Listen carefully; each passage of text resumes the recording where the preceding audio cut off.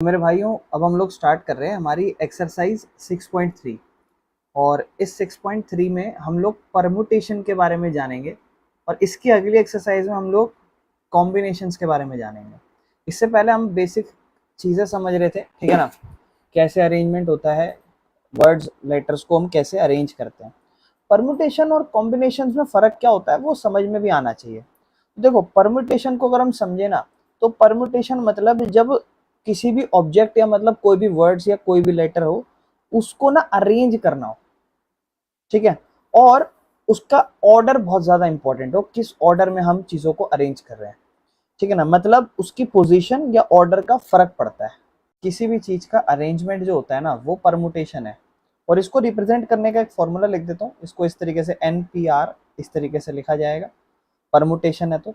और NPR को आप ऐसे लिखोगे n फैक्टोरियल। फैक्टोरियल हम अभी इससे पिछली एक्सरसाइज में समझ चुके हैं, सॉल्व कैसे करते हैं वो भी अच्छे से समझा दूंगा, ठीक है।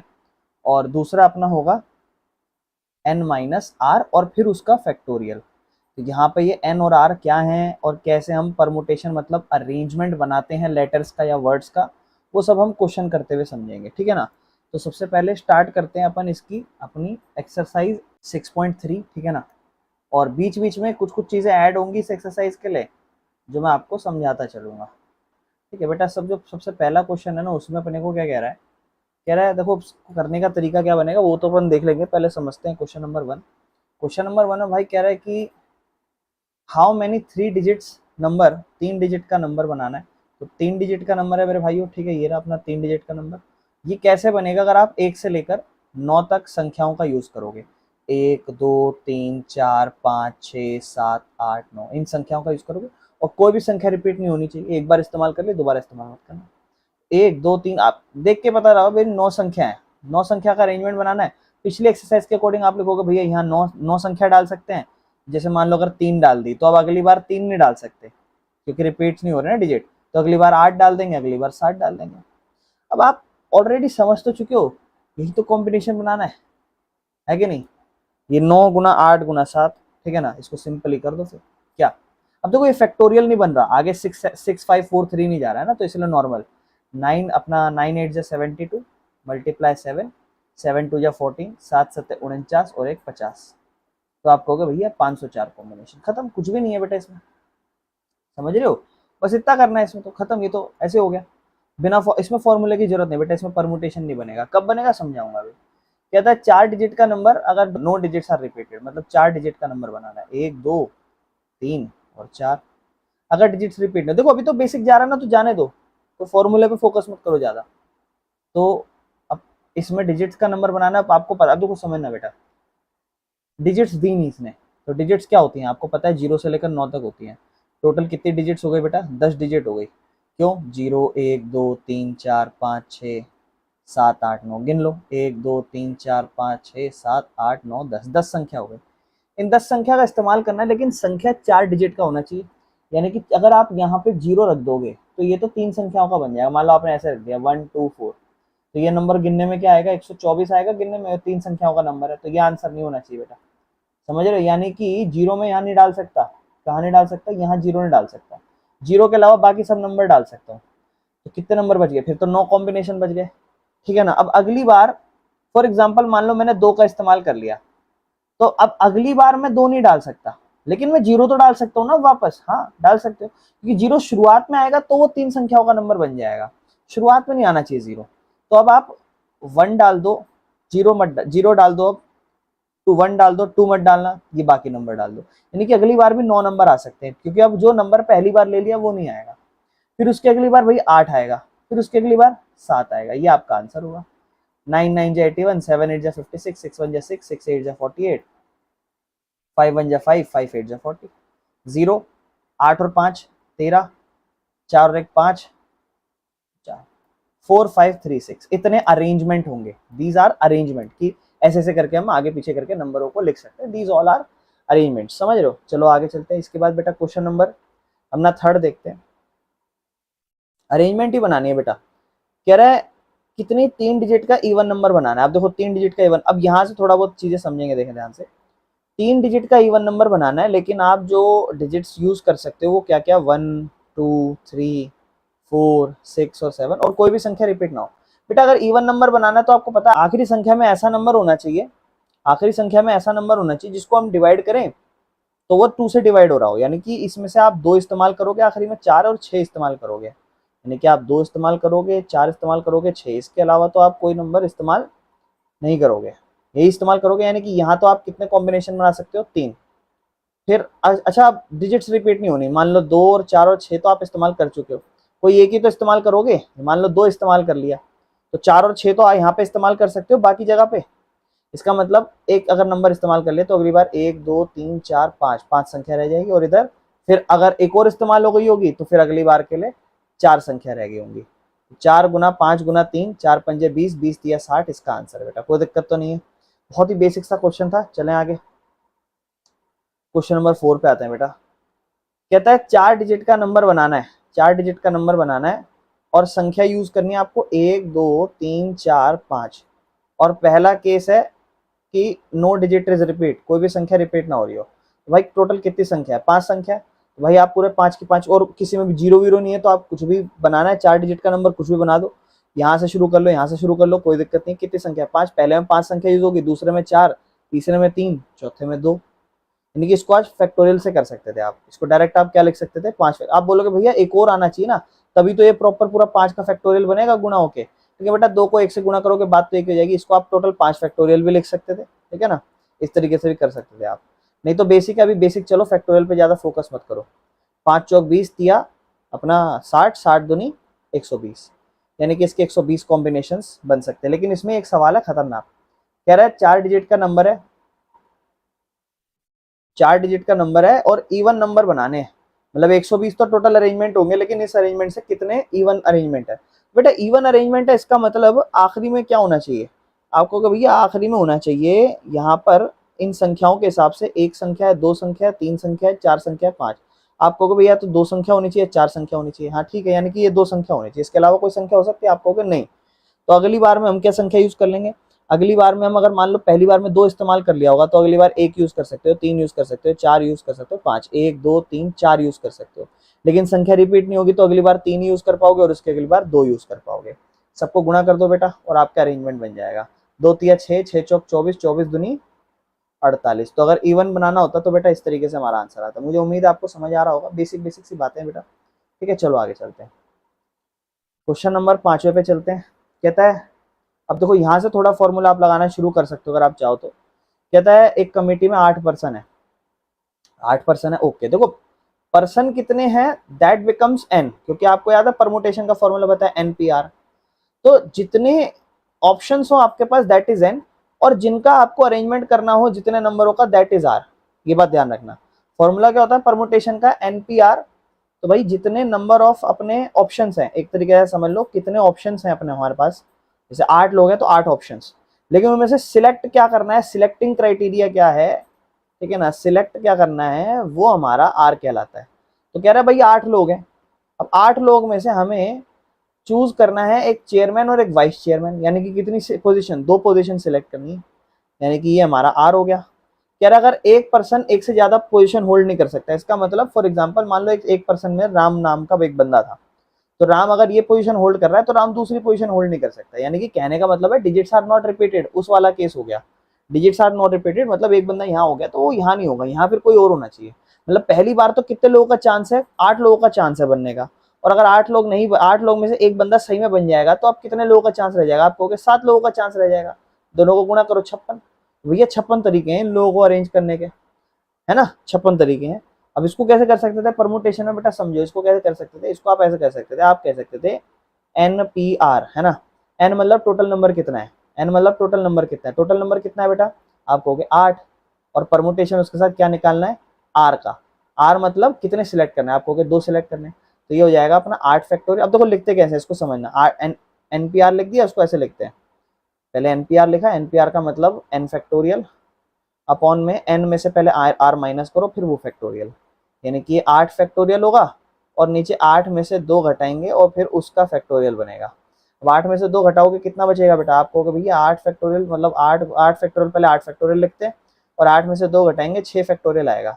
और भैया 8 फैक्टोरियल को तो हम 8 फैक्टोरियल लिखेंगे, 6 फैक्टोरियल को हम कैसे लिखेंगे, तो 6 फैक्टोरियल को भी 6 फैक्टोरियल लिखेंगे। अब थोड़ा काट पीट देते हैं। क्या मैं 8 फैक्टोरियल को ऐसे लिखूंगा 8 गुना 7 गुना 6 फिर 5 4 3 2 1। मैं 6 फैक्टोरियल तक लाके छोड़ देता हूँ। 8 गुना 7 गुना 6 फैक्टोरियल, क्योंकि नीचे 6 फैक्टोरियल है, 6 से 6 कटा 8 7 56।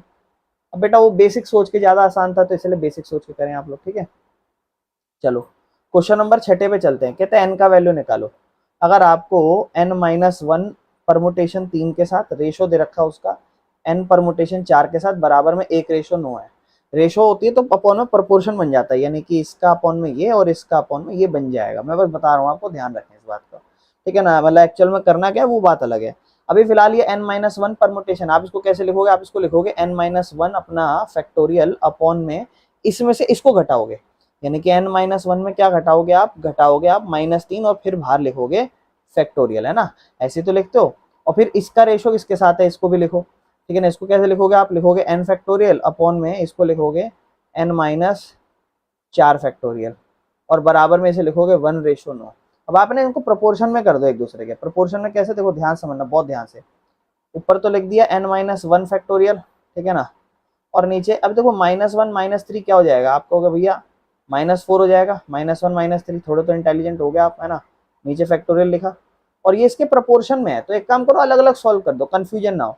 पहले इसको अलग सॉल्व कर लो फिर उसको अलग सॉल्व कर लो, क्योंकि पहले थोड़ा सा सॉल्व होंगे ना कट पिट के, तो ये सॉल्व कर लो। अच्छा ये बताओ, अगर एक नंबर ऐसे लिखा होता 8 और दूसरा लिखा होता 6 फैक्टोरियल, जैसे पिछली बार लिखा था 8 फैक्टोरियल 6, तो आपने क्या करा था, 8 को पहले 8 लिखा फिर 7 लिखा फिर 6, 6 के बाद 5 4 3 2 आएगा, इससे बढ़िया आपने 6 फैक्टोरियल लिख दिया और 6 फैक्टोरियल नीचे भी था ताकि इससे कट गया। हम ऐसा कर सकते हैं कि यहाँ ऊपर नीचे, क्योंकि हमें पता है अगर मैं इसको, इस फैक्टोरियल को, ये वाले को, इसको अगर मैं एक्सपैंड करने जाऊँ इस तरीके से और इसको भी मैं एक्सपैंड करने जाऊँ इस तरीके से, तो ये वैल्यूज ओपन होंगी, है ना। जैसे जो भी है अगला वैल्यू जो आप लिखोगे तो उसमें एक कम करोगे। जैसे 8 होता है तो 8 के बाद आप लिखते हो 8 गुना 7 फिर गुना 6 कम करते हो। तो वैसे अगर इस टाइम पे n-1 है तो उसमें कम हो जाएगा, यानी कि अभी n-1 है, पहले तो वही लिखोगे फिर अगला लिखोगे n-1 में एक कम, यानी कि ये क्या हुआ आपको, भी ये हो गया n-2, है ना। एक कम n-2 इस तरीके से, यानी कि इस बात का ध्यान रखना, ये भी मैं क्वेश्चन में करूंगा तो काम आएगा। डायरेक्ट लिख दूं इसको, डायरेक्ट लिख दूं इसको, n-1 फैक्टोरियल है तो n-2 फैक्टोरियल, n-2 बस, फिर अगला n-3, फिर अगला n-4 और इसको फैक्टोरियल लगा दो, क्योंकि उसके आगे n-5 6 पे मत जाओ, उसको यहीं छोड़ दो। और ऐसा क्यों लिखा, क्योंकि नीचे भी n-4 फैक्टोरियल है, इसलिए करा। और इससे ये काट दूंगा, यानी कि इस साइड तो सिर्फ ये बच गया। क्या, ये पूरा क्वेश्चन था ना ये वाला, ये सॉल्व करके ये बन गया। ऐसे सेम इसको भी करूंगा। देखो ये n है, n में पहले क्या होगा, एक कम होगा, n में पहले एक कम होगा, फिर n में एक और कम होगा 2 हो जाएगा, फिर n में एक और कम होगा 3 हो जाएगा, फिर n में एक और कम हो जाएगा, तो आप कहोगे n फिर 4 -4 हो जाएगा। और नीचे तो n-4 है ही, और इस पे अब फैक्टोरियल छोड़ दूंगा, इसमें और नहीं घटाऊंगा, इसको इतना ही छोड़ दूंगा ताकि ये दोनों कट जाएं। और इस तरफ ये क्या बचेगा आपको, भाई इस तरह बचेगा n, n-1, n-2, n-3 ये बचेगा। यानी कि अब हम जब रेशो में देख रहे हैं तो इस रेशो की वैल्यू ये आ रही है यहाँ पर, और इस रेशो की वैल्यू ये आ रही है। मतलब ये जो आपने रेशो सॉल्व करी ना ये वाली, इस रेशो की वैल्यू सॉल्व करके ये आ रही है। लिख देते हैं ना इसको थोड़ा सा पहले, फिर आराम से कर लेंगे। ओहो ज्यादा जूम हो गया। तो ये अपना 2 रेशो है ना ये वाला, इसका पूरा सॉल्व करके क्या आंसर आया, आप कहोगे n-1 फिर n-2 फिर n-3 और उसका रेशो, इसका रेशो इसके साथ, इसका रेशो क्या है भाई, इसका रेशो है n, n-1, n-2, n-3, ये 3 होगा भाई। और बराबर में क्या रेशो है, 1:9, और बराबर में है 1:9। अब ध्यान से सुनना मेरी बात, जब भी ऐसे रेशो दी जाती है अपने को, तो मेरे भाई अगर मान लो मैं आपको बोलूँ 2:3, तो आप कल को इसे प्रोपोर्शन में ऐसे लिखते हो 2/3। अब ये 2 रेशो है तो इनको भी प्रोपोर्शन में लिखो, ये दोनों रेशो इनको भी प्रोपोर्शन में लिखो, यानी कि n-1, n-2, n-3 और इसके प्रोपोर्शन में ये क्या, n, n-1, n-2, n-3 बराबर में इसके प्रोपोर्शन में क्या 1/9। इससे ये पूरा कट गया, क्या बचा, ऊपर 1 बचा, नीचे सिर्फ n बचा, बराबर में 1/9। दोनों को उल्टा कर दो, n की वैल्यू 9 आ गई, उसने ही बोला था n की वैल्यू निकालो। समझ रहे हो बेटा कैसे करना है, बहुत ध्यान समझना, कुछ नहीं करना। एक बार फिर से देखो, हल्का सा जल्दी जल्दी से बता देता हूँ इस बार। अपने को दे रखा था इस तरफ इस तरीके से n-1 p3, ये था ना p3, और उसका रेशियो था np4 के साथ। मेरे को इसमें से घटाना है, तो मैंने लिखा n-1 ऊपर फैक्टोरियल में, और नीचे लिखा n-1 और उसमें 3 कम फैक्टोरियल। फिर इसका रेशियो है ना, तो आप चाहो तो डायरेक्ट नीचे लिख सकते हो इसके, क्या, n फैक्टोरियल और दूसरा n-4 और उसका फैक्टोरियल।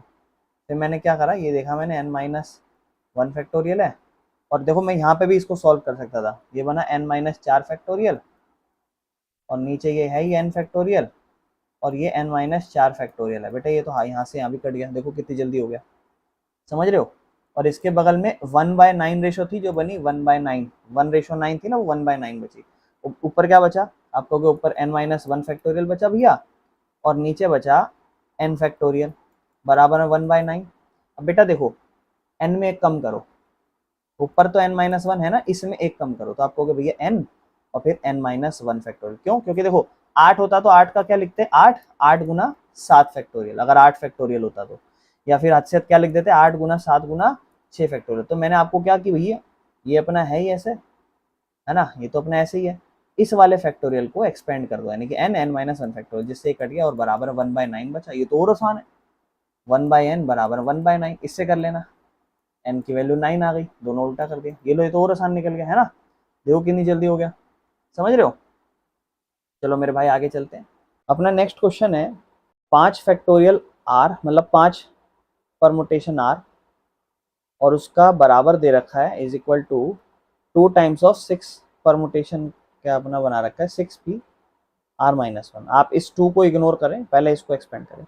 ये क्या होगा, आप लिखोगे इसे 5 फैक्टोरियल अपॉन में 5 माइनस r फैक्टोरियल, यही करोगे, और बराबर में 2 टाइम्स ऑफ, ये होगा 6 फैक्टोरियल अपॉन में, ध्यान से देखना बेटा बहुत ध्यान से, क्या होगा 6 में माइनस होगा अपना r-1 फैक्टोरियल, समझ रहे हो, ये 6 में माइनस, क्योंकि अंदर ब्रैकेट में, क्यों, क्योंकि बाहर माइनस का साइन है, अंदर ब्रैकेट है, तो अच्छा सा बनेगा कुछ। ऊपर तो बना अपना 5 फैक्टोरियल और नीचे बना 5 माइनस r फैक्टोरियल, बराबर में 2 को भी इग्नोर करो, 6 फैक्टोरियल है, आप 6 को 6 गुना 5 फैक्टोरियल लिख सकते हो, कोई दिक्कत इस चीज में, है ना। 6 फैक्टोरियल 6 गुना 5, जिससे 5 से 5 कट जाएगा, अभी काट दूंगा। यहाँ पहले मेन चीज है ये वाली बला सॉल्व करना। तो बेटा ये क्या होगा, 6 में माइनस होगा r, और माइनस माइनस +1, ठीक है ना, और फैक्टोरियल।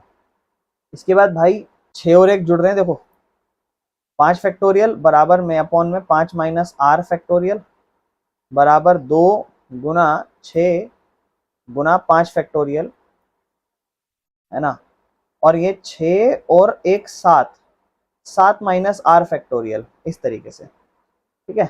अब 5 फैक्टोरियल से 5 फैक्टोरियल काट दो, तो ये बचेगा 1 अपॉन में 5 माइनस r फैक्टोरियल, और इधर बचेगा 2 6 12 7 माइनस r फैक्टोरियल। एक काम करो, इस वाले को यहाँ ले जाओ, 7 माइनस r फैक्टोरियल को यहाँ ले जाओ, तो क्या होगा 7 माइनस r फैक्टोरियल अपॉन में 5 माइनस r फैक्टोरियल बराबर 12। बेटा इसको ना ब्रैकेट ओपन कर दो इसका ब्रैकेट ओपन मतलब जैसे 7 माइनस r है ना, तो अगला नंबर क्या हो सकता है बताओगे, आपको कि भैया अगला एक कम होगा, अगला एक कम होगा, मतलब जैसे 8 होता है, तो 8 में अगला क्या होता है 7, एक कम, तो s 7 माइनस आर है, तो अगला एक कम होगा, तो उस हिसाब से क्या होगा 7 माइनस 1 6 माइनस आर।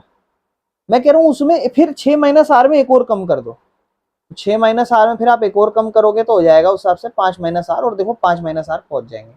यानी कि ऊपर में बदलाव करना है आपको, क्या करना है आपको, पहले 7 माइनस आर लिखना पड़ेगा, फिर अगला लिखना पड़ेगा 6 माइनस आर, मतलब अगला एक कम करना पड़ेगा। करते हुए चलते हैं, कैसे देखना ध्यान से। अगला होगा 7 माइनस आर माइनस 1, और उसके अगला 7 माइनस आर माइनस 1 में भी -1, समझ रहे हो, और नीचे 5 माइनस आर फैक्टोरियल है बराबर में 12। इसको ठीक कर लेंगे बेटा, और यहाँ इसके आगे फैक्टोरियल लगा के छोड़ देना, क्योंकि मैं समझ गया हूँ वहाँ 5 माइनस आर आंसर आने वाला है इसका। बाकी इस तरफ क्या है 7 माइनस आर, इधर होगा 7 में से 1 गया 6 माइनस आर, इधर 7 में से पहले 1 गया 6, फिर 6 में से 1 गया 5 माइनस आर फैक्टोरियल, और नीचे भी क्या है 5 माइनस आर फैक्टोरियल है बराबर में 12 है, ये दोनों कट गए तो इक्वेशन क्या बनी 7 माइनस आर और गुना में 6 माइनस आर बराबर में 12 बेटा। अब क्या करो ब्रैकेट ओपन कर दो, 7×6 = 42 minus 7r minus 6r minus minus plus r square, quadratic equation बन रही है, कोई बड़ी बात नहीं, 12 को भी इधर ले आओ। आर स्क्वायर ये दोनों को सॉल्व करो, माइनस 13r, 42 को थोड़ा साइड करो इधर और 12 को ले आओ इधर आके माइनस 12। 42 में से 12 गए मेरे भाई, कितना बचेगा 30 प्लस का, अब फैक्टर बनाने है ना, तो 10×3 = 30 है ना, are square minus 10r minus 3r, 10×3 = 30 होता है, फैक्टराइजेशन हो गई हाथों हाथ। इन दोनों में क्या कॉमन, एक सेकेंड, इन दोनों में r का पहाड़ा कॉमन तो r माइनस 10, इन दोनों में -3 का पहाड़ा कॉमन तो r माइनस 10 बराबर 0। फैक्टराइजेशन है, थोड़ा बेटा स्पीड में चला रहा हूँ क्योंकि बेसिक सा काम होता है इसमें। तो एक तरफ फैक्टर बना अपने r-1 और दूसरी तरफ r-10, जहां पर एक से r की वैल्यू 3 आएगी और दूसरे से r की वैल्यू 10 आएगी। अब समझना बेटा मेरी बात को, आपका फॉर्मूला था NPR, इस तरीके से होता है। अब आपका क्वेश्चन जो था ना उसमें लिखा था 5PR, 5PR के हिसाब से देखो समझो, n की वैल्यू हमेशा r से बड़ी होनी चाहिए, n की वैल्यू कभी छोटी नहीं होनी चाहिए r से। अगर आप n की जगह 5 तो लिख ही रहे हो तो कंफर्म है, अब r की जगह या तो आप 3 लिख सकते हो या r की जगह आप 10 लिख सकते हो, तो ये गलत है बेटा।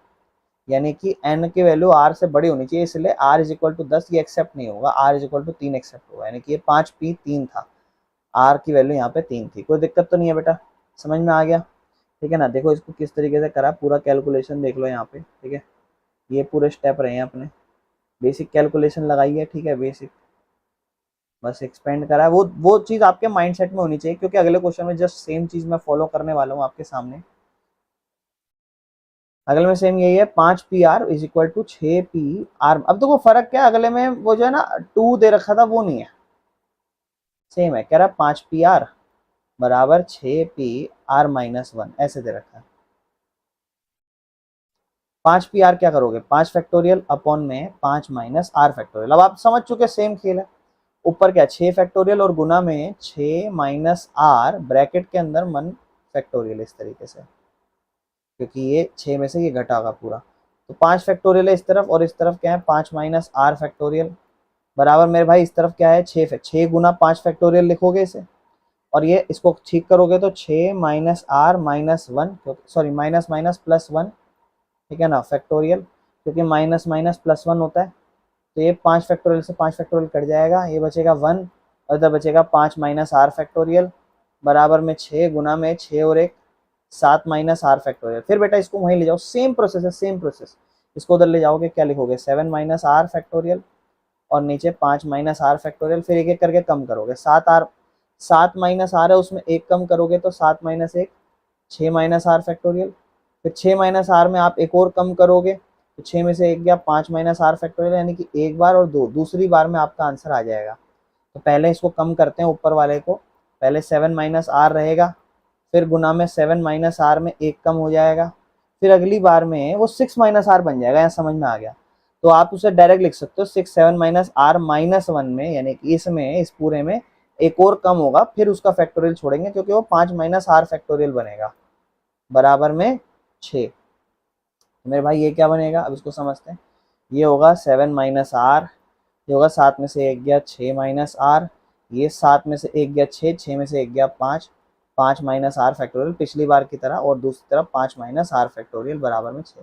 बेटा ये इससे कट गया, अब इसको मल्टीप्लाई कर दो, 7 6 42 सेम है, ठीक है ना, 7 minus 7r minus 6r plus r square, ठीक है ना, और बराबर में 6 है, ठीक है, ये 7r होगा। अब ये r स्क्वायर को सबसे पहले लिखो, ये दोनों हो जाएंगे माइनस 13r, 42 को यहीं रखो और 6 इधर आएगा तो माइनस का 6 हो जाएगा, सेम ही है। तो बेटा बस फर्क क्या है, सिर्फ एक 36 का फर्क रह गया, पिछली बार कुछ अलग बना अब की बार है। तो 4 9 36, ठीक है ना, 4 9 36 बन जाएगा मेरे भाई।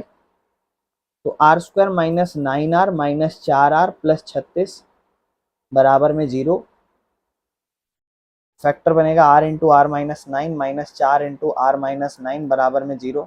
r की वैल्यू -4 एक तरफ और एक तरफ -9, सोच के समझ लेना, एक r की वैल्यू 4 है, एक r की वैल्यू 9 है। आपके पास क्वेश्चन है 5PR तो भैया आपका NPR के हिसाब से n बड़ा होना चाहिए r से, और यहाँ पर आपका n है 5, तो 5 से बड़ा नहीं होना, मतलब 5 से बड़ा नहीं होना चाहिए, आपका आंसर 4 होगा, यानी कि 5p4 इस तरीके से हमारा आंसर हो सकता है। ठीक है, इस टाइप के क्वेश्चनों को इस तरीके से करते हैं बेटा। ये परमुटेशन के, जब कॉम्बिनेशन के एक्सरसाइज पे आओगे तो उस टाइप के क्वेश्चन आ जाएंगे, कोई बड़ी बात नहीं है। अब धीरे धीरे क्वेश्चन अच्छे हो जाएंगे, क्योंकि गिनती के 4 क्वेश्चन बचे हैं, समझ लो चारों क्वेश्चन खतरनाक पड़ सकते हैं।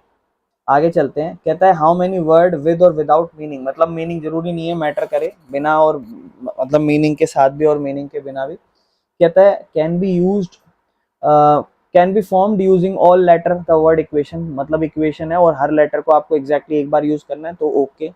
तो आपको ना बेटा ये जितने लेटर हैं उतने ही कॉम्बिनेशन बनाने हैं, इस बात को भी समझो, ठीक है ना।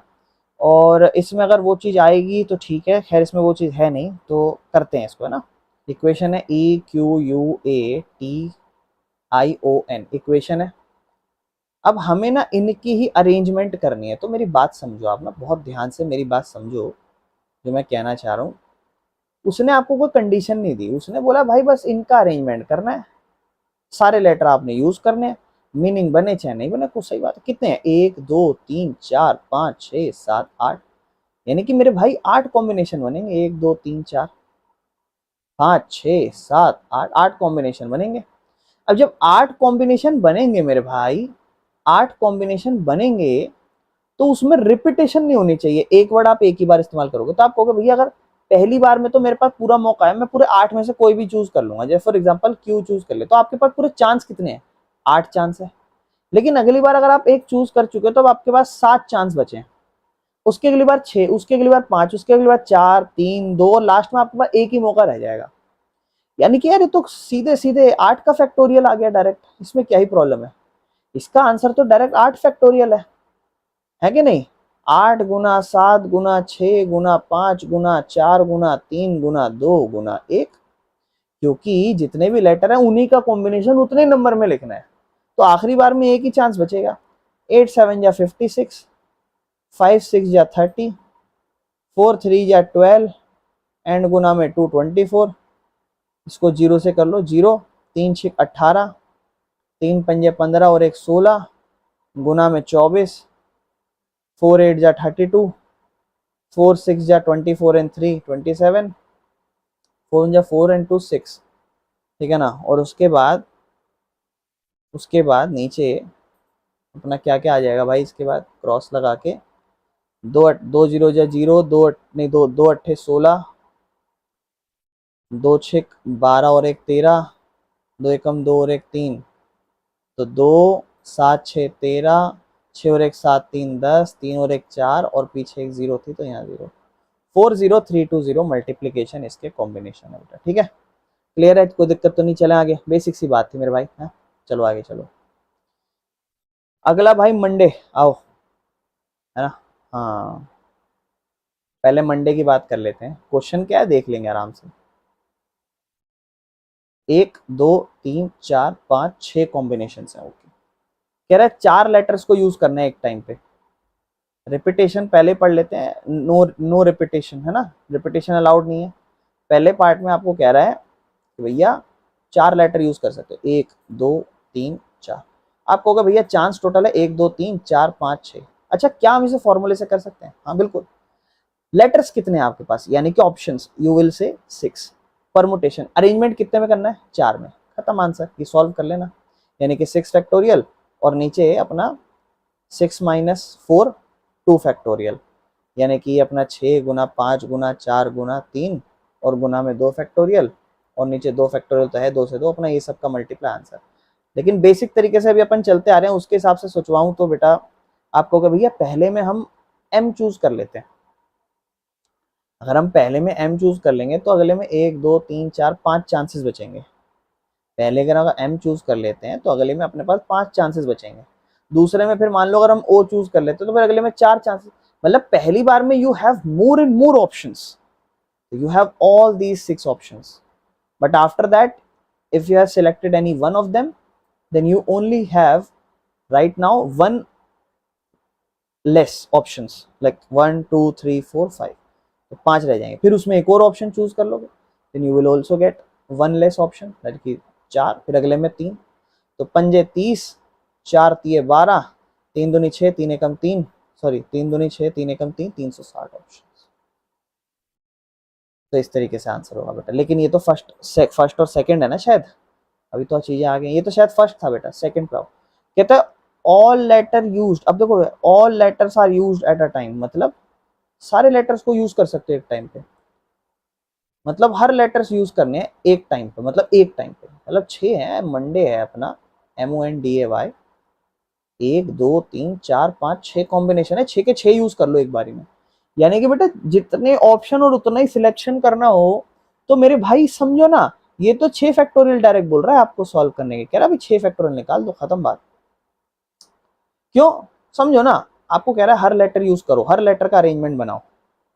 ये लो, हर लेटर का अरेंजमेंट बन गया। पहली बार आप मंडे अगर यूज कर लोगे तो आप यू हैव 6 ऑप्शंस, अगली बार 5 बचेंगे, फिर उसके बाद 4, फिर उसके बाद 3, फिर 2 1, खत्म भाई, ऐसे ही करना है। तो 6 5 जा 30, 4 3 जा 12, 360 आया था, और 360 multiply 2 is 720। Your answer is 720। समझ रहे हो, बस इतना ही तो करना था। लैंग्वेज कंफ्यूज कर सकती है भाई, ध्यान रखना, ठीक है। हाँ आगे कहता है all letters are used but first letter is vowel. Oh now this is मजेदार चीज, इतनी भी मजेदार नहीं है वैसे, आगे के 2 3 क्वेश्चन खतरनाक है। कह रहा है अब भाई सबसे पहले ये पढ़ लो, सारे लेटर है, हाँ ऑल लेटर्स, मतलब 6 को 6 कॉम्बिनेशन बनाना है, 1 कॉम्बिनेशन 2 कॉम्बिनेशन, जब भी ऑल लेटर बोले तो सारे कॉम्बिनेशन, 4 5 6, 6 के 6 लेटर का कॉम्बिनेशन बनाना है, लेकिन पहला वोवल होना चाहिए। यानी कि पहले में उसने कंडीशन डाल दी, बाकी सब तो सेम है। यानी कि पहले में आप वोवल्स के हिसाब से, वोवल्स क्या होती है आप देखो, AEIOU, उस हिसाब से ओ एक और ये ए, यानी कि या तो ए या ओ यूज कर सकते हो। अब सवाल है ना कि ए यूज करोगे ओ यूज करोगे, आप कहोगे भैया कुछ भी यूज कर देंगे हम तो, यानी कि आप पहले वाले में 2 नंबर डाल सकते हो। अच्छा फॉर एग्जाम्पल आपने ओ डाल दिया, तो आपने इसका मतलब ए नहीं डाला, तो आपके पास अगले वाले में तो कोई कंडीशन नहीं है, you can put any like all these selections, but ये ओ नहीं होना चाहिए, उसके अलावा तो कुछ भी पुट कर सकते हो। तो उसके अलावा ए भी डाल सकते हो ना, हाँ अगर आपने ओ सिलेक्ट करा है तो ए डाल सकते हो, अगर आपने ए सिलेक्ट कर लिया होता पहली बार में तो ओ डाल देते। अगर ये हमें ये कह रहा है कि एक ववल्स हम सिलेक्ट कर लिए, तो फिर जो दूसरा है वो तो हम सिलेक्ट कर सकते हैं ना अगली बार के लिए, तो एक रह गया, एक गया, अब बचा 1 2 3 4 5, यू हैव 5 ऑप्शंस। और उसके अगले में फिर अगर मान लो आपने, अब उसके अगले में जरूरत हो ना ए यूज करोगे, एम भी यूज कर सकते हो, यानी कि 4 ऑप्शंस, यानी कि 3 ऑप्शन, यानी कि 2 ऑप्शन, यानी कि यहाँ तो सिर्फ एक ही बचेगा आंसर। 5 चौक 20, 20 दिया 60, 60 दूनी 120, 120 दूना 240, अरेंजमेंट्स खत्म बेटा, इतना आंसर। समझ रहे हो। अब एक मन में सवाल आ सकता है कि भैया इसको अगर हम परमुटेशन के फॉर्मूले से करेंगे, तो मेरे भाई परमुटेशन कैसे भी आ सकता है, बहुत बढ़िया, मैं आपको समझाता हूँ परमुटेशन से कैसे करेंगे फॉर्मूला यूज करके। भाई समझो, परमुटेशन ना कंडीशन पे फॉलो नहीं होता, when you are talking about condition, just उसका अरेंजमेंट अलग करो, बाकी का अरेंजमेंट अलग करो। यू हैव 1 2 3 4 5 6, आपको पहले के लिए उसने अरेंजमेंट दे दी, 2 मिनट इसको इग्नोर कर दो, पहले के लिए अरेंजमेंट दे दी। उसने क्या बोला, कह रहा पहले में आपके पास 2 वोवल्स हैं, दोनों में से डाल लो। आप कहोगे हमारे पास एक वोवल से ओ और एक वोवल से हमारे पास ए, इन दोनों में से हम कोई भी इस्तेमाल कर सकते हैं। भाई इन दोनों में से हम कोई भी वोवल्स इस्तेमाल कर सकते हैं, इसका मतलब यू हैव 2 ऑप्शंस, या तो आप ओ यूज करोगे या ए। अब मैं समझाऊंगा आपको, फॉर एग्जाम्पल आप ओ यूज कर रहे हो या फिर फॉर एग्जाम्पल आप ए यूज कर रहे हो, लेकिन बाकी जो आप अरेंजमेंट करोगे वो किसी भी तरीके से कर सकते हो। तो आप इस पे फोकस करो, आप कहोगे how much you have options, you have 1 2 3 4 5 options, and how many letters do you have. आप कहोगे भैया ओ नहीं है और ए नहीं है, बेटा गलत जवाब। ओ और ए में से एक जाएगा ना पहले वाले को, हाँ जा ओ भी सकता है जा ए भी सकता है, बट जाएगा तो एक ना, 2 ले जाओगे तो वो 2 लेटर्स हो जाएंगे ना, एट अ टाइम एक ही लेटर लेके जाओगे ना, या तो ओ या फिर ए। फॉर एग्जाम्पल ओ ले गए तो ए तो फिर बचेगा ना इनके लिए, या ए ले गए तो ओ तो बचेगा ना इनके लिए, यानी कि एक जाएगा, हम मान लेते हैं ये जाएगा, तो now we have selections of 1 2 3 4 5, 5 permutation 5, 5 factorial नीचे 5 माइनस 5 फैक्टोरियल। अब कंफ्यूजन बन रही है, 5 फैक्टोरियल अपॉन में 5 माइनस 5 जीरो फैक्टोरियल, और ध्यान रखना है जीरो फैक्टोरियल का आंसर नॉट डिफाइंड नहीं 1 होता है, ठीक है। और उस हिसाब से तो ऊपर से 5 फैक्टोरियल रह गया और नीचे जीरो, बिल्कुल सही बात। और 5 फैक्टोरियल को जब आप सॉल्व करोगे यू विल से 5 गुना 4 गुना 3 गुना 2 गुना 1, 5 चौक 20, 20 दिया 60, 60 दूनी 120। आप कहोगे भैया इन सब के तो टोटल 120 अरेंजमेंट है। कितने अरेंजमेंट है? 120। और वो 120 अरेंजमेंट अगर ओ से शुरू हो रहे हैं तो 120 है, और अगर ए से शुरू होंगे तो फिर वो पीछे तो वही 120 अरेंजमेंट आएंगे। सब मेरी बात समझो, ये वाली बात बहुत खतरनाक है। मतलब अगर अरेंजमेंट ओ से शुरू हो रहा हो, क्योंकि देखो ये वाले तो अपने 120 अरेंजमेंट है, इसका नहीं पता, ये वाले अपने 120 अरेंजमेंट है, ये वाले 120 अरेंजमेंट है, बात खत्म। ये वाले 120 अरेंजमेंट है, बात खत्म। अब इससे पहले अगर कोई वर्ड अगर जुड़ा हुआ है और उसमें डिपेंड करता है, अगर आप उसमें एक लिख रहे हो तो फिर एक के साथ 120 अरेंजमेंट चलेंगे, 120 अरेंजमेंट टोटल। या फिर अगर मैं कहूँ नहीं एक नहीं दो भी लिख सकते हो, तो आप कहोगे भैया अगर हम एक लिख सकते थे तो 120 अरेंजमेंट उसके साथ चलेंगे, अगर हम दो लिखेंगे तो दो के अलावा भी तो पीछे 120 अरेंजमेंट चलेंगे। फिर मैंने कहा नहीं तीन लिख सकते हो, आप कहोगे भैया फिर तीन अगर लिख सकते हैं हम तो तीन के साथ फिर 120 अरेंजमेंट चलेंगे। मैंने कहा नहीं ओ या फिर ए में से कुछ लिख सकते हो। बोलोगे भैया दो में से कुछ एक लिख सकते हैं ना, अगर हम ओ लिखेंगे तो 120 अरेंजमेंट चलेंगे, ए लिखेंगे तो 120 अरेंजमेंट चलेंगे, यानी कि टोटल 240 अरेंजमेंट आएंगे, क्योंकि यहाँ तो हम ओ या ए ही डालेंगे। 240 में आपको ऑलरेडी बता चुका हूँ पैसे पहले कैसे करना है, ये मैं आपको परमुटेशन फॉर्मूले से बता रहा हूँ।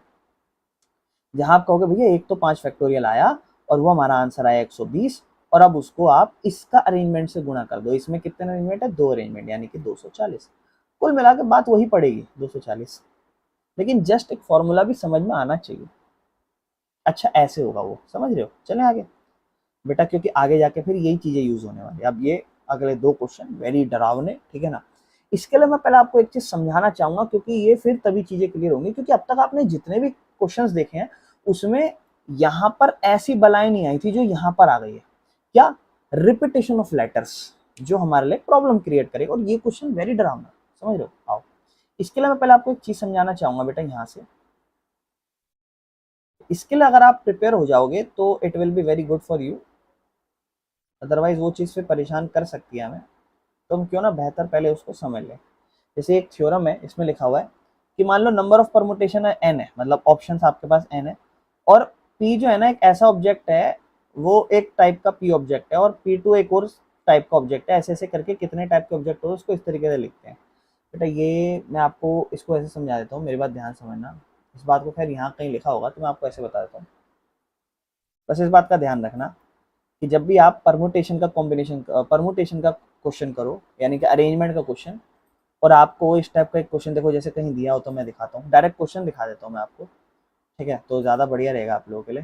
जैसे ये बढ़िया है इस टाइप का, इसको प्रैक्टिस कर लेना भाई, ठीक है? अब देखो मैं इसको बस समझाऊंगा, फिर मैं आपको क्वेश्चन कराऊंगा, ठीक है ना? डायरेक्ट एनसीईआरटी कराऊंगा मैं, मेरा मेन मोटिव एनसीईआरटी, ये प्रैक्टिस के लिए कर लेना भाई, ठीक है? जितने भी एग्जाम्पल्स बहुत खतरनाक है, ध्यान रखना। इंडिपेंडेंस रिपीटेशन है लेटर्स का, ये नया केस है, इसको केस बना लेना। आप कहोगे हाँ रिपीटेशन तो लग रहा है ना, वो रिपीटेशन ई के साथ है, एन के साथ है ना, डी के साथ है, अच्छी खासी रिपीटेशन है बेटा। जितनी जितनी रिपीटेशन है ना, और वो जितनी बार है उसको उतनी बार लिख लो, ठीक है ना? जितनी रिपीटेशन जितनी बार है उसको उतनी बार लिख लो। जैसे मतलब हमारी ई है कि 12 लेटर है ना, है, और उसमें एन कितनी बार आ रहा है? कह रहा है एन इसके अंदर 3 बार आ रहा है, एन अपना 3 बार आ रहा है, ई तो 4 बार आ रहा है, और डी ससुर 2 बार आ रहा है। बाकी सब तो कोई ऐसे नहीं है जो एक एक दो बार आ रहे हो, सब एक एक बार ही आ रहे हैं। लेकिन ये 12 लेटर के अंदर कुछ नंबर ऐसे हैं जो रिपीट हो रहे हैं। तो जब भी आप उसका कभी भी अरेंजमेंट बनाओगे ना, अरेंजमेंट क्या बनाओगे? अरेंजमेंट कैसे नंबरों को अरेंज करें, तो उस केस में क्या होता है, repetition, because of number repeat हो रहे होते हैं ना, तो उसकी वजह से अरेंजमेंट ज्यादा बन जाते हैं। भाई मान लो जैसे मेरी बात समझना, बहुत ध्यान से सुनना, 2 मिनट अगर हल्का सा भी सो रहे हो ना, जग जाओ एकदम से, कि जैसे मान लो ये n है और ये n n कितनी बार है भाई, 3 बार है।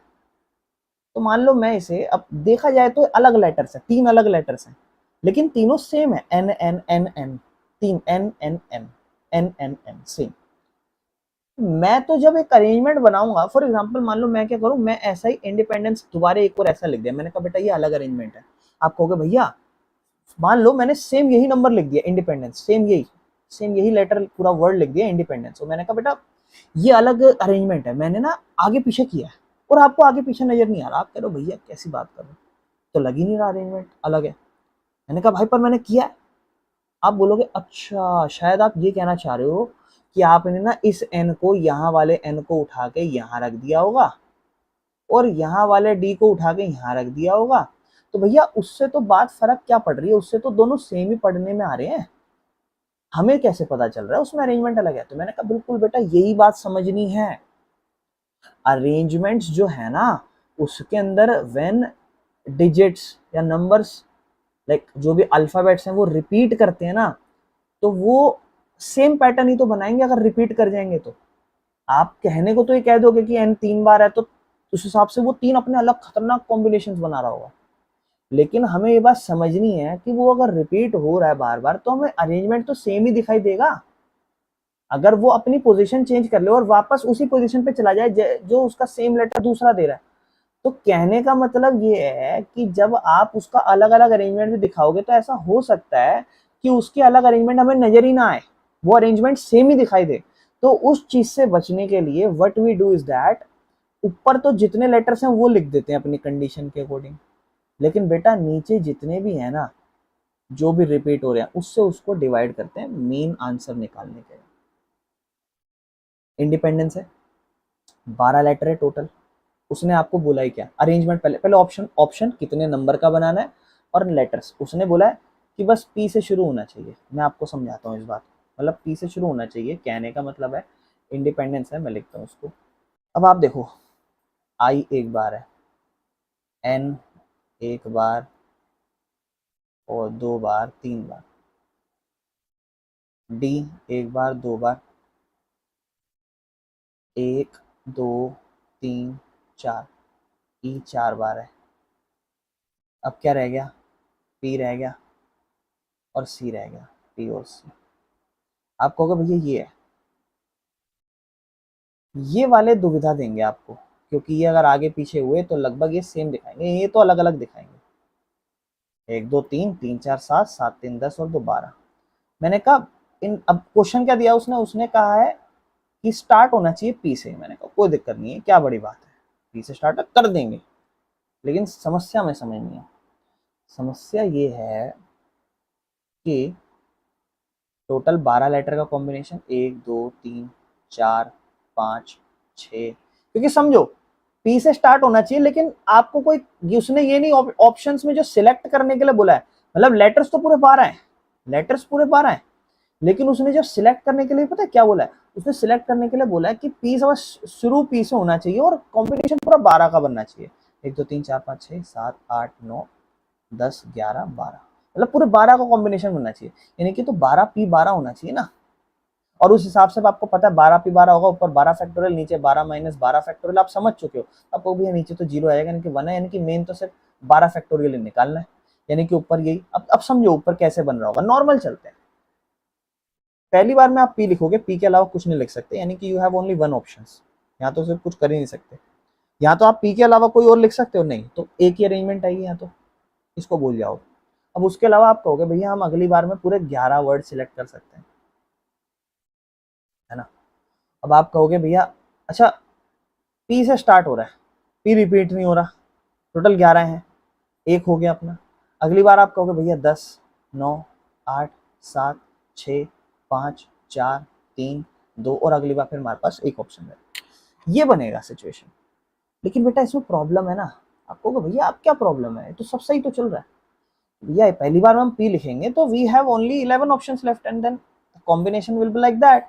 But the point is that बेटा कुछ नंबर्स तो रिपीट होंगे ना, तो उस वजह से अरेंजमेंट कभी कभी तो सेम नजर आएगी, होगी अरे अलग अलग, लेकिन इन सेम नंबरों की वजह से हमारी रिपीटेशन सेम दिखाई देगी। तो बेटा इन क्वेश्चनों को जब भी आपको इस टाइप के क्वेश्चन दिखाए तो आपको इस तरीके से नहीं करना, आपको उस ऊपर देखना है कितने लेटर्स के अरेंजमेंट है, 12 लेटर्स के अरेंजमेंट है, उसका फैक्टोरियल, और नीचे नीचे क्या करना है, जो जो नंबर रिपीट हो रहा है, 3 बार रिपीट हो रहा है उसको गुणा करो, ये 2 बार रिपीट हो रहा है और इसको गुणा करो, 4 बार रिपीट हो रहा है उससे डिवाइड कर देना, बस खत्म। ये आपका आंसर बन जाएगा। हाँ अगर कंडीशन होगी तो वो भी करेंगे ना, तो एनसीईआरटी में देखेंगे, लेकिन बेसिक आपको ये समझना है। बेसिक आपको क्या समझना है, जितने भी लेटर्स हों उनका अरेंजमेंट, अगर 11 लेटर्स हैं, 10 लेटर्स हैं तो 10 ऊपर और नीचे जो जितनी बार रिपीट हो रहे हैं उसको उतनी बार डिवाइड, टोटल अरेंजमेंट, अगर बेसिक अरेंजमेंट बनाना हो विदाउट एनी कंडीशन। लेकिन जब कंडीशन आएगी तो फिर प्रॉब्लम आएगी, आ गई ना, देखो ये इसमें है प्रॉब्लम, करना आराम से, बहुत सारी प्रॉब्लम दिखेगी। अभी तो फिलहाल हम एनसीईआरटी कर रहे हैं ना, तो एनसीईआरटी खत्म कर लेते हैं। मिसिसिपी उतारते हैं इसको, स्पेलिंग देख लें कहीं गलत अलग ना हो जाए, MISS वा आई वा फिर SS वा आई फिर PPI, ओके पढ़ लेते हैं। कह रहा है मिसिसिपी के अलग अलग परमुटेशन मतलब अरेंजमेंट दो, लेकिन 4 आईज नॉट कम टुगेदर। हाँ कितनी खतरनाक चीज, मतलब 4 आई एक साथ नहीं आने चाहिए। मतलब जो आई है ना, अब अरेंजमेंट तो भाई अरेंजमेंट ऐसा हो सकता है, पहले लेटर कितने देखो, 1 2 3 4 5 6 7 8 9 10 11, 11 S 4 बार है, आई 1 2 3 4 बार है और P 2 बार है, 4 4 8 2 10 और 11, ओके। तो 11 लेटर्स है मेरे भाई।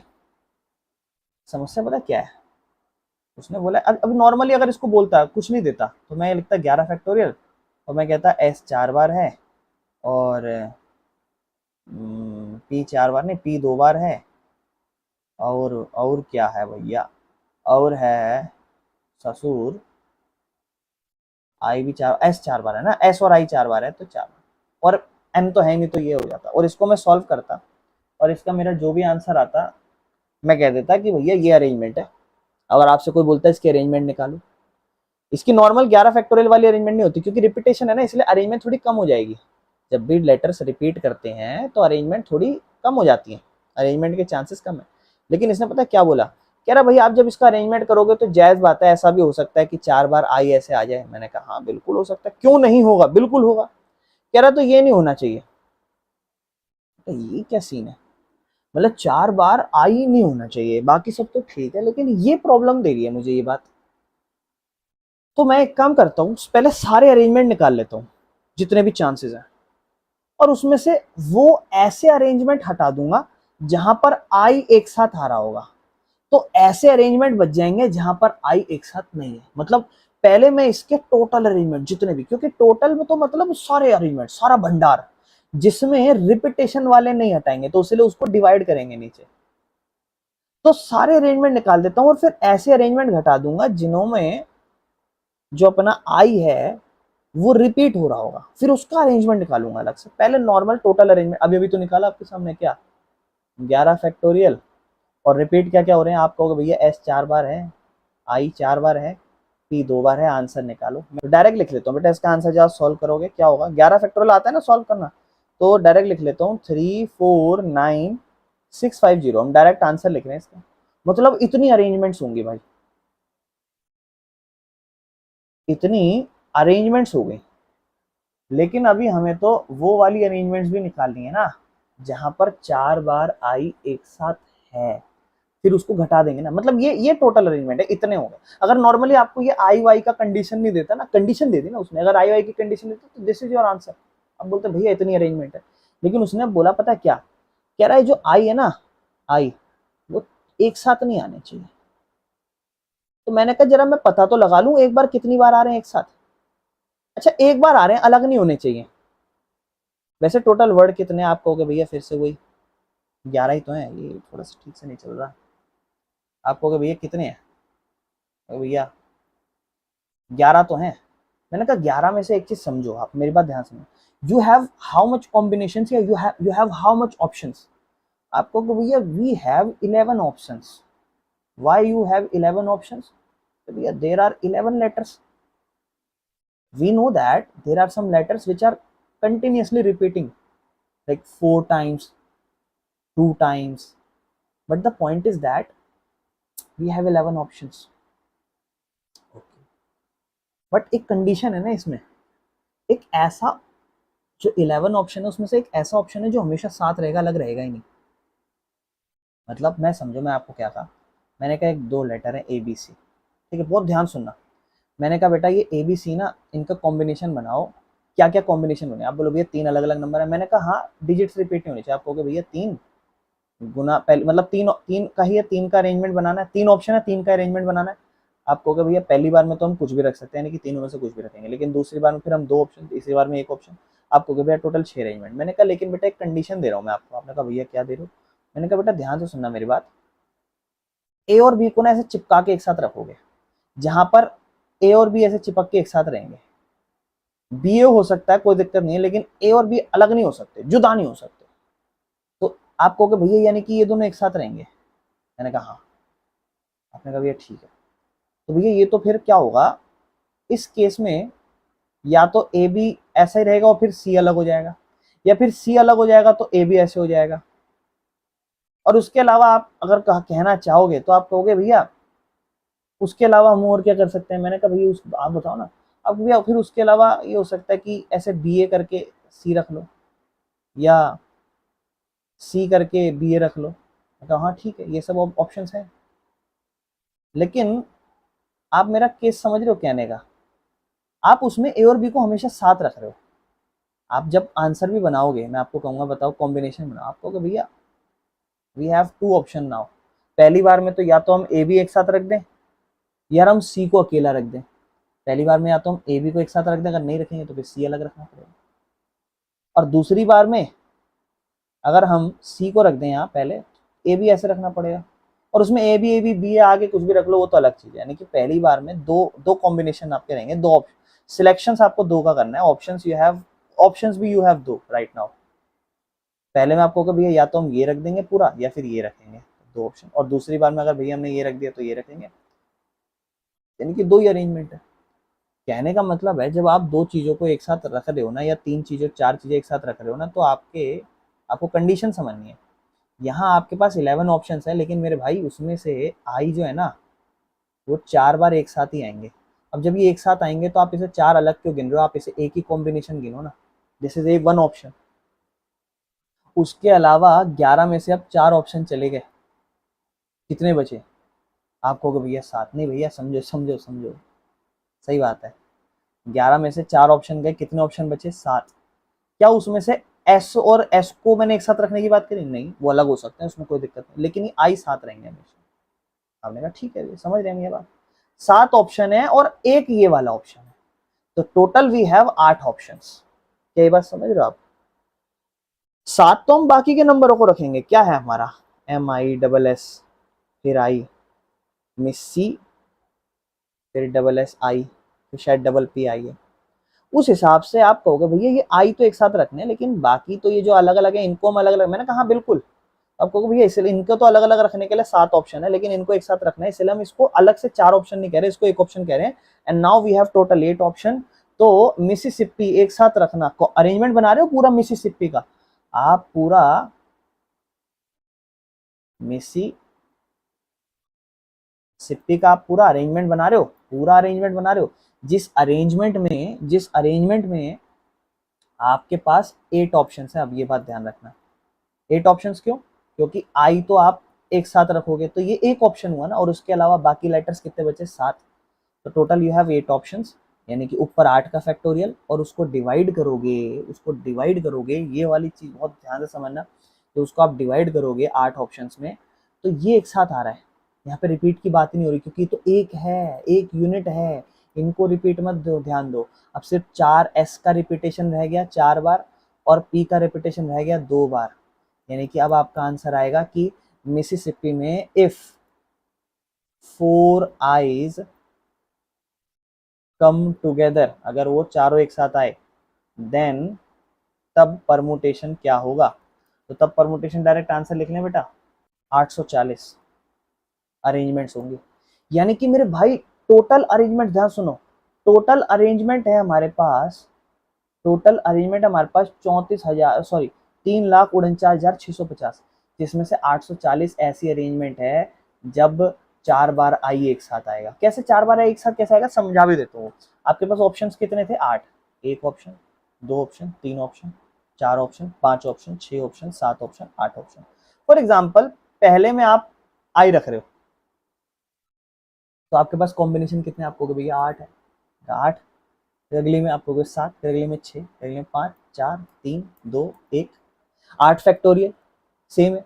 आप कह रहे हो भैया ये आई आई अगर हम एक साथ रख रहे हैं तो आई हम यहाँ रख सकते हैं, मैंने कहा रख लो, लेकिन गिनाक तो एक ही आएगा ना।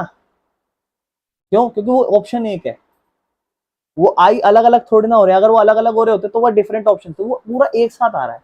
आई चाहे आप यहाँ रख लो, आई चाहे आप यहाँ रख लो, यहाँ रख लो, यहाँ कहीं भी रख लो, गिनाक तो एक ही आएगा।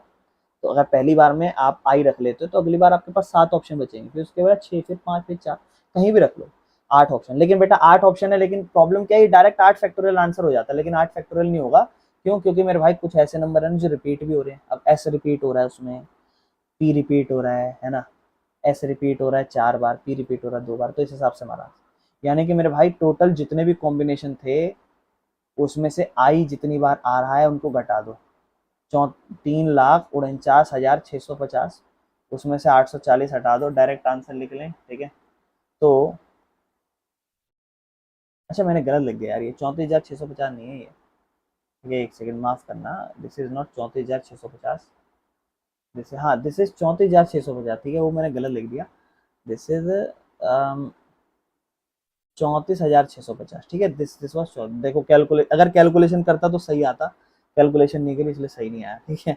चलो आओ, तो 34,650, 34,650 में से घटाएंगे अपन 840, जिस हिसाब से अपना आंसर आ जाएगा 33,810। यानी कि ये हमारे कॉम्बिनेशन होंगे जो परमुटेशंस के कॉम्बिनेशन, सॉरी मिसिसिपी के क्वेश्चंस, मिसिसिपी के अरेंजमेंट्स होंगी जहां पर आई 4 बार एक साथ नहीं आ रहा।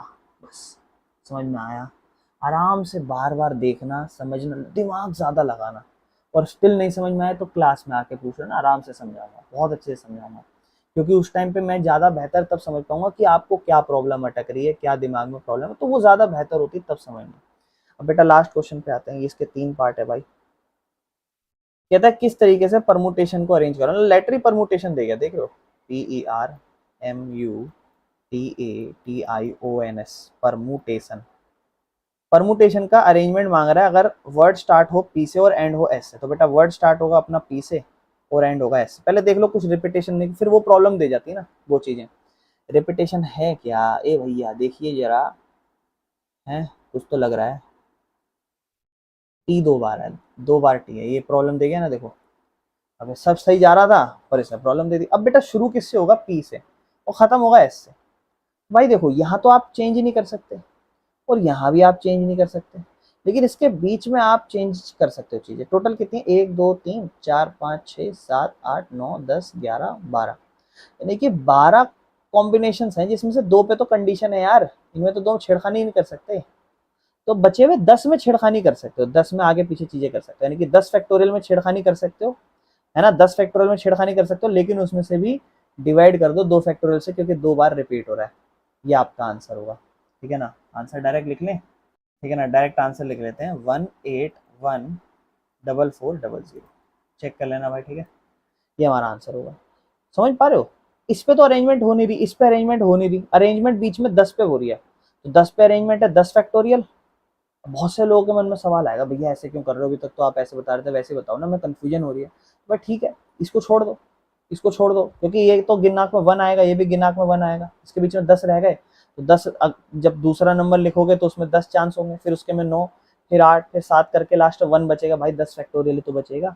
पॉइंट क्या है कि जितना भी लिखोगे उसके बाद नीचे रिपीटेशन को तो डिवाइड करना ही पड़ेगा, तो फिर आंसर बनेगा बेटा, ठीक है ना। चलो आगे चलते हैं, वोवल्स एक साथ आ रही हैं, वोवल्स एक साथ आ रही है भाई। अब देखो वोवल्स को समझना, वोवल्स होती हैं A E I O U, इसमें वोवल्स क्या है, परमुटेशन है, वोवल्स क्या है, लिख लेते हैं भाई फिर इसको दोबारा से ना, परमुटेशन,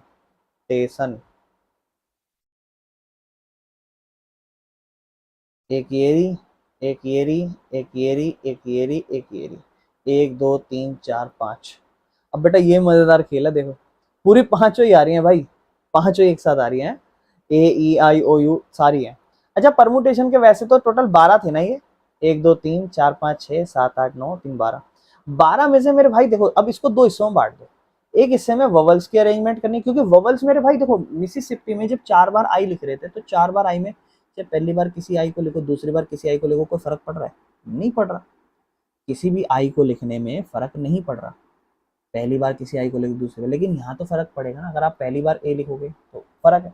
यानी कि आप ववल्स की अरेंजमेंट करो पहले, तो आप कहोगे भैया ववल्स 5 है, 1 2 3 4 5, 1 2 3 4 5, तो इसमें से अगर पहली बार आप ए लिख रहे हो यानी कि you have how much options, 1 2 3 4 5, तो अगली बार आप ए नहीं लिख सकते, 4 ऑप्शन बचे, फिर उसकी अगली बार मान लो ई लिख लिया तो अगली बार 3 ऑप्शन, 2 ऑप्शन नहीं, तो टोटल बेटा यहाँ पे तो आप 120 अरेंजमेंट करोगे, और उस अरेंजमेंट को आप यहाँ पर 120 बार अरेंजमेंट करने के बाद यहाँ पर टी वाली अरेंजमेंट, आर वाली, एम वाली, टी वाली जो कि 2 बार है, और एन और एस वाली ये अरेंजमेंट का सिलेक्शन करोगे। कितनी बार है? 1 2 3 4 5 6 7, 1 2 3 3 3 6 और 1 7, 7 फैक्टोरियल, और उसको डिवाइड करोगे भाई 2 फैक्टोरियल से, क्योंकि 2 बार रिपीट हो रहा है, और फिर जो भी आंसर आएगा उसको 120 के कॉम्बिनेशन से मल्टीप्लाई करो। क्यों?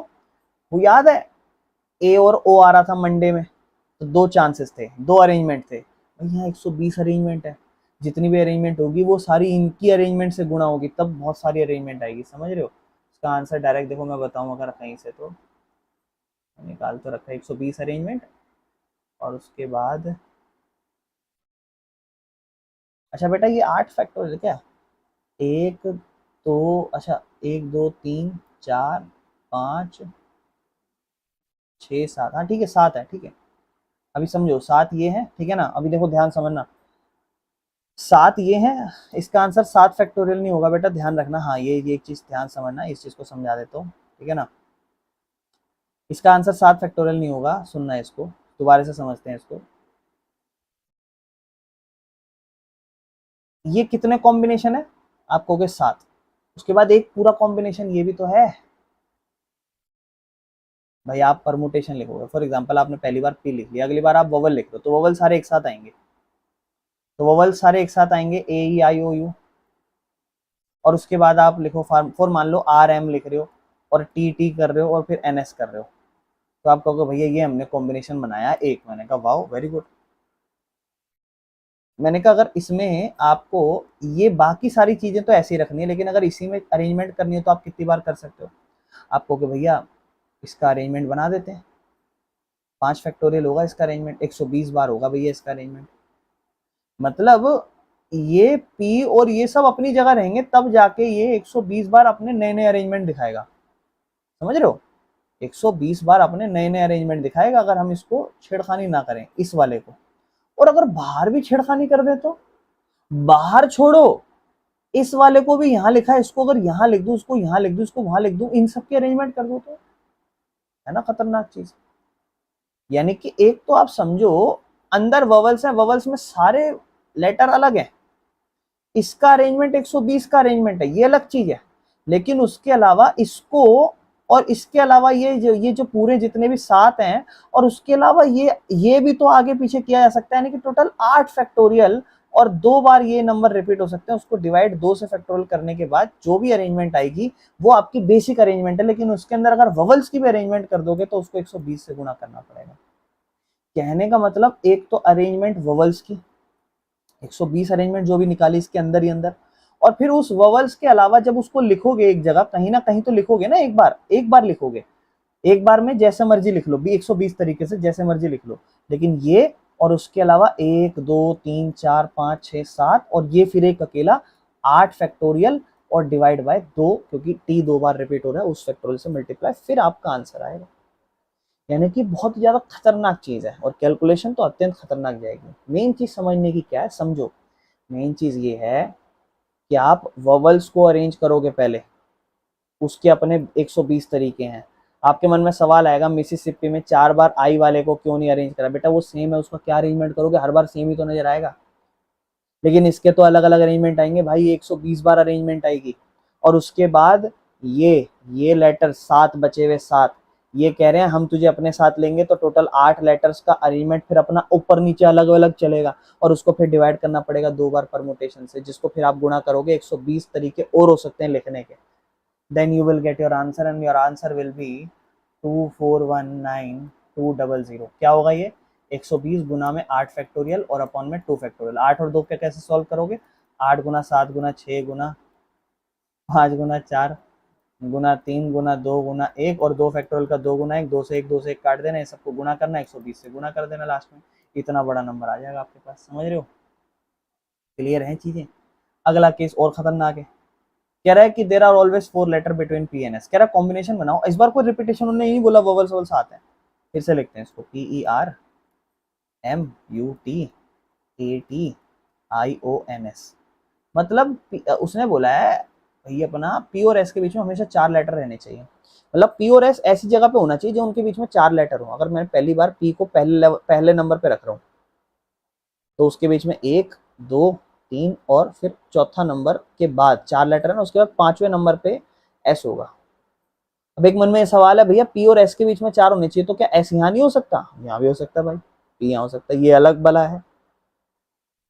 अच्छा, अगर पी को पहले नंबर पे रख रहा हूँ फॉर एग्जाम्पल मान लो, तो एस उसके बाद कितने नंबर पे आएगा? 2 3 4 5 6 नंबर पे आ रहा है ना, क्योंकि उसके बीच में कितने लेटर्स होने चाहिए? उसने बोला ना 4 लेटर्स है ना।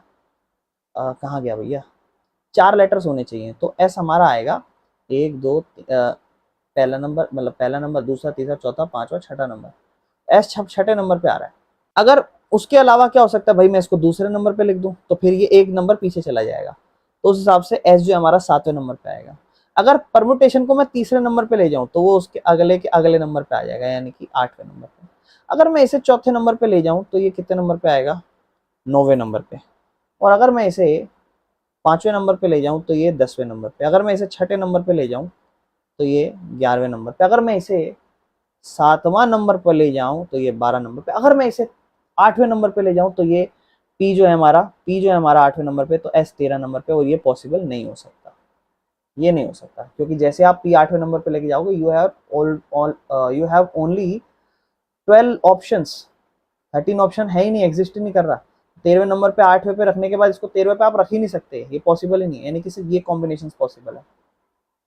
लेकिन इन कॉम्बिनेशन में एक प्रॉब्लम है कि अगर आप पी को पहले रख रहे हो तो एस को भी पहले रख सकते हो, यानी कि पहले कितने कॉम्बिनेशन बने? 1 2 3 4 5 6 7 कॉम्बिनेशन बने, और 7 कॉम्बिनेशन को उल्टा करोगे तो टोटल 14 कॉम्बिनेशन बन गए।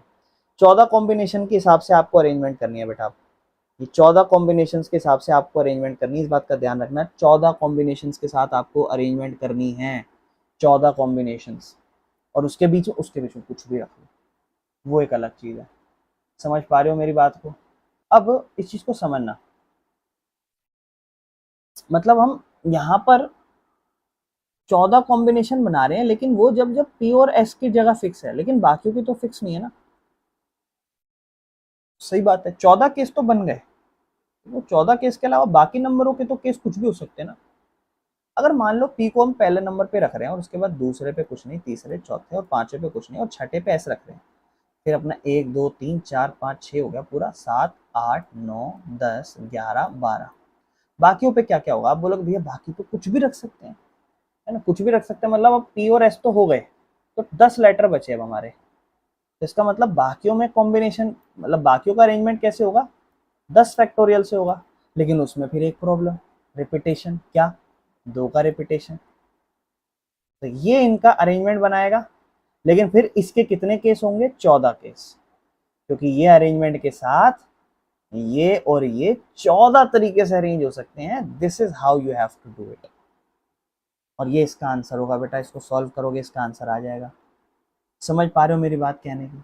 तो मुझे उम्मीद है आपको एनसीईआरटी समझ में आई होगी भाई। थोड़े से अच्छे अच्छे क्वेश्चन हैं, जो भी समझ में ना आया बेटा क्लास में पूछ लेना आराम से, कोई दिक्कत वाली बात नहीं है। ठीक है, आज के लिए इतना ही रखते हैं।